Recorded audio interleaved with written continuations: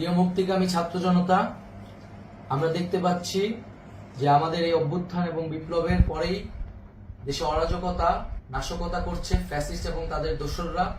আমরা দেখতে পাচ্ছি যে বিভিন্ন জায়গায় এখন গোলাগুলি চলছে, মন্দিরে হামলা হচ্ছে এবং নাশকতা ও লুটপাট করছে।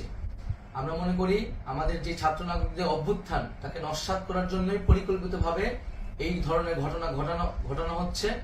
আমরা মুক্তিকামী ছাত্র জনতাকে সজাগ এবং সতর্ক থাকতে আহ্বান জানাচ্ছি এবং আমাদের যে অন্তর্বর্তীকালীন সরকার, আমরা সেই সরকারের যে প্রস্তাবনা 24 ঘন্টার সময় নিয়েছিলাম, জরুরি পরিস্থিতি মোতাবেক আমরা এখনই তার একটি রূপরেখা ঘোষণা করছি।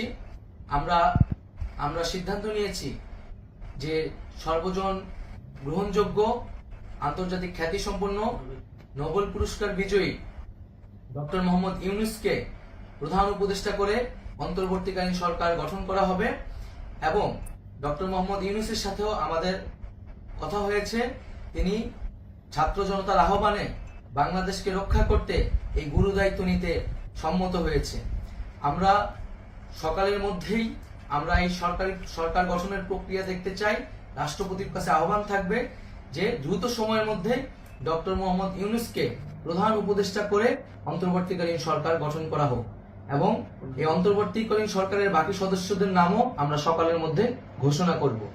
প্রিয় বন্ধুগণ, দেশে যে অরাজকতা চলছে, মানুষের জীবনের নিরাপত্তাহীনতা চলছে, সেজন্য আমরা রাষ্ট্রপতির কাছে আহ্বান জানাচ্ছি দেশে আইন শৃঙ্খলা পরিবেশ ফিরিয়ে আনার জন্য দ্রুত সময়ের মধ্যে কার্যকর ব্যবস্থা নিতে হবে এবং আইন শৃঙ্খলা বাহিনীকে সহযোগিতা করার জন্য মুক্তিকামী ছাত্র জনতাও রাজপথে থাকবে এবং অন্তর্বর্তীকালীন সরকার গঠন না হওয়া পর্যন্ত মুক্তিকামী ছাত্র জনতাকে রাজপথে থেকে তাদের যে অভ্যুত্থান, সেই অভ্যুত্থানকে রক্ষা করতে হবে।